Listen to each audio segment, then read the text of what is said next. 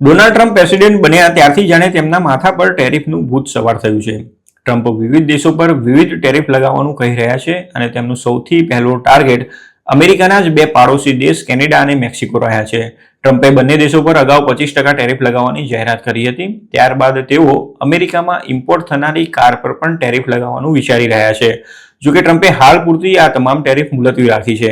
ટ્રમ્પે ગુરુવારે એક એક્ઝિક્યુટિવ ઓર્ડર સાઇન કર્યો હતો, જેમાં તેમણે યુએસએમસીએ ફ્રી ટ્રેડ સંધિને આવરી લેતા મેક્સિકો અને કેનેડાની તમામ પ્રોડક્ટ્સ પર લગભગ 1 મહિના માટેની ટેરિફ મુલતવી રાખી છે. હકીકતમાં ડોનાલ્ડ ટ્રમ્પે કેનેડા અને મેક્સિકો પર ટેરિફ સહિત અન્ય દેશો પર રેસિપ્રોકલ ટેરિફની જાહેરાત કરી હતી અને તેના કારણે વૈશ્વિક સ્ટોક માર્કેટ, બિઝનેસ અને કન્ઝ્યુમરમાં ખળભળાટ મચી ગયો હતો. અમેરિકન એક્સપર્ટ ચેતવણી આપી રહ્યા છે કે ટેરિફથી અમેરિકાને ફાયદો થવાના બદલે નુકસાન થશે અને મોંઘવારી વધશે. ગુરુવારે ટ્રમ્પ અને મેક્સિકન પ્રેસિડેન્ટ ક્લાઉડિયા શેઇનબાઉમ વચ્ચે ચર્ચા થઈ હતી. આ ઉપરાંત કેનેડિયન અને ટ્રમ્પ એડમિનિસ્ટ્રેશનના અધિકારીઓ વચ્ચે પણ વાટાઘાટો કરવામાં આવી હતી. ત્યારબાદ ટ્રમ્પે ટેરિફ મુલતવી રાખી હતી. ટ્રમ્પે પોતાના ટ્રુથ સોશિયલ પર લખ્યું હતું કે મેક્સિકોના પ્રેસિડેન્ટ ક્લાઉડિયા શેઇનબાઉમ સાથે વાતચીત કર્યા બાદ હવે મેક્સિકોએ યુએસએમસીએ એગ્રીમેન્ટ અંતર્ગત આવતી કોઈપણ પ્રોડક્ટ્સ પર ટેરિફ ચૂકવવાની જરૂર નહીં રહે.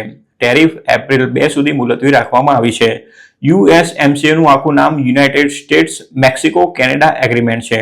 ટ્રમ્પના પ્રથમ કાર્યકાળ દરમિયાન આ એગ્રીમેન્ટ પર સાઇન કરવામાં આવી હતી. આ એગ્રીમેન્ટ પ્રમાણે આ ત્રણેય દેશો ફ્રી ટ્રેડ ઝોન બન્યા હતા. ટ્રમ્પે શેઇનબાઉમનો આભાર પણ માન્યો હતો અને લખ્યું હતું કે પ્રેસિડેન્ટ શેઇનબાઉમ પ્રત્યેના સન્માન ખાતર તેમણે આ નિર્ણય લીધો છે. તેમના સંબંધો ઘણા સારા છે અને તે ઘણા મહેનતુ છે. તેમને બોર્ડર પરથી ઇલીગલ એલિયન્સ તથા ફેન્ટેનાઇલ ડ્રગ્સની ઘૂસણખોરી રોકવા માટે સખ્ત પગલાં લેવાની ખાતરી આપી છે. તેમણે લખ્યું હતું કે તમારા હાર્ડવર્ક અને કોઓપરેશન બદલ શેઇનબાઉમનો આભાર. બીજી તરફ મેક્સિકન પ્રેસિડેન્ટે સોશિયલ મીડિયા એક્સ પર એક પોસ્ટમાં ટેરિફ ન લાગુ કરવાના ટ્રમ્પના નિર્ણય બદલ તેમનો આભાર માન્યો હતો. તેમણે લખ્યું હતું કે અમેરિકા સાથેના મેક્સિકોના મોટા ભાગના trade US Mexico Canada agreement અંતર્ગત થયા છે. જોકે વ્હાઇટ હાઉસના એક અધિકારીએ આ અંગે થોડી વિગતો આપતા કહ્યું હતું કે મેક્સિકોથી થતી લગભગ 50% ઇમ્પોર્ટ અને કેનેડાથી થતી 36% ઇમ્પોર્ટ આ યુએસએમસીએ હેઠળ આવરી લેવામાં આવી છે. પરંતુ હાઈ કોસ્ટ ઓફ કમ્પ્લાયન્સના કારણે એવાકાડો જેવી ઘણી મહત્વની વસ્તુઓ આ એગ્રીમેન્ટ હેઠળ આવરી લેવામાં નથી આવતી. ટ્રમ્પે હાલમાં જ મેક્સિકો અને કેનેડાથી ઇમ્પોર્ટ થનારી કાર પર ટેરિફ લગાવવાની જાહેરાત કરી હતી, પરંતુ તેને પણ 1 મહિના સુધી મુલતવી રાખી છે. ટ્રમ્પે અમેરિકાની ટોચની 3 કાર કંપનીઓ સાથે વાતચીત કર્યા બાદ આ નિર્ણય લીધો હતો.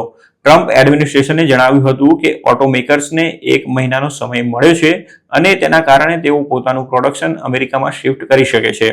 જોકે આટલો સમય પૂરતો નથી, કેમ કે પ્રોડક્શન અમેરિકામાં શિફ્ટ કરવા માટે કંપનીઓએ મોટી સંખ્યામાં વર્કર્સની ભરતી કરવી પડે છે, મોટું ઇન્વેસ્ટમેન્ટ કરવું પડે અને સ્ટ્રેટેજિક પ્લાનિંગની પણ જરૂર પડે. તેવામાં 1 મહિનામાં આ શક્ય બનશે નહીં.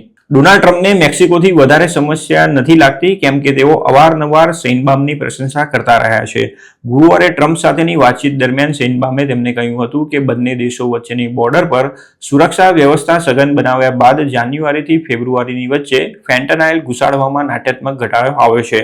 આ ઉપરાંત તેમણે તે પણ કહ્યું હતું કે ટ્રમ્પે ટેરિફને મુલતવી રાખી છે, તેના કારણે તે પણ અમેરિકા પર વળતી ટેરિફ નહીં લગાવે, જેની અગાઉ તેમણે જાહેરાત કરી હતી. આમ ટ્રમ્પને મેક્સિકોથી વધારે તકલીફ નથી લાગતી, પરંતુ તેઓ કેનેડાના વડાપ્રધાન જસ્ટિન ટ્રુડોની આકરી ટીકાઓ કરતા રહ્યા છે.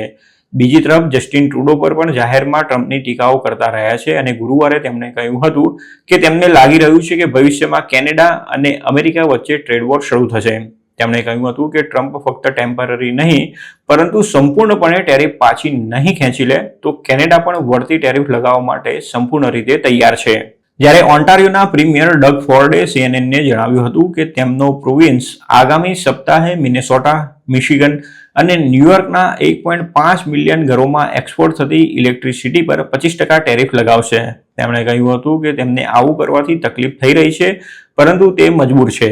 તેમણે ટેરિફને પડતી મૂકવા અને યુએસએમસીએ ડીલ અંગે ફરીથી વાટાઘાટો કરવાનું કહ્યું છે. તેમણે કહ્યું હતું કે ટ્રમ્પ જ્યારે પ્રથમ વખત પ્રેસિડેન્ટ બન્યા હતા અને ત્યારે જ આ એગ્રીમેન્ટ થયા હતા અને ત્યારબાદ તેમાં કોઈ ફેરફાર પણ કરવામાં નથી આવ્યા. ટ્રમ્પે જ આ એગ્રીમેન્ટને સૌથી શ્રેષ્ઠ ગણાવ્યો હતો. તેમણે ચેતવણી આપી હતી કે જો ડોનાલ્ડ ટ્રમ્પ કેનેડાના માલ સામાન પર ટેરિફ લગાવશે તો ઓન્ટારિયો અમેરિકામાં એક્સપોર્ટ થતી એનર્જી પર કાપ મૂકશે. બીજી તરફ ટ્રમ્પના આગમન બાદ અમેરિકન સ્ટોક માર્કેટમાં પણ ઉથલપાથલ જોવા મળી રહી છે. ટ્રમ્પની ટ્રેડ પોલિસીમાં અનિશ્ચિતતા હોવાના કારણે આવું જોવા મળી રહ્યું છે. ટ્રમ્પે જ્યારથી બીજી વખત સત્તા સંભાળી છે ત્યારથી નાસ્ડેક 8% તૂટ્યો છે, જ્યારે ડિસેમ્બરમાં તેના ટોચ પરથી તેમાં 10%નો ઘટાડો થયો છે. હાલમાં ઘણી કંપનીઓએ હાયરિંગ રોકી દીધું છે તથા કન્ઝ્યુમરનો કોન્ફિડન્સ પણ તૂટી ગયો છે.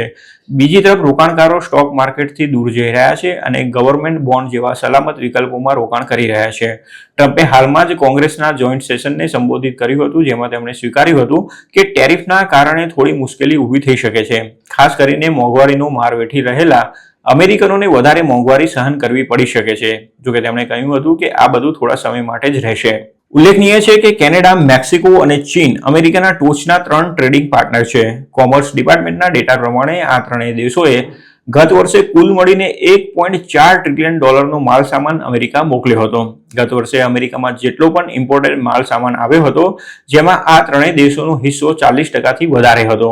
તેથી ડોનાલ્ડ ટ્રમ્પ આ ત્રણેય દેશો પર ટેરિફ લગાવશે તો ટ્રેડ વોરનું જોખમ ઊભું થશે અને ત્રણેય દેશોની ઇકોનોમીને મોટો ફટકો પડશે, જેના કારણે મોંઘવારી વધી શકે છે અને લાખો લોકોની જોબ પણ જઈ શકે છે.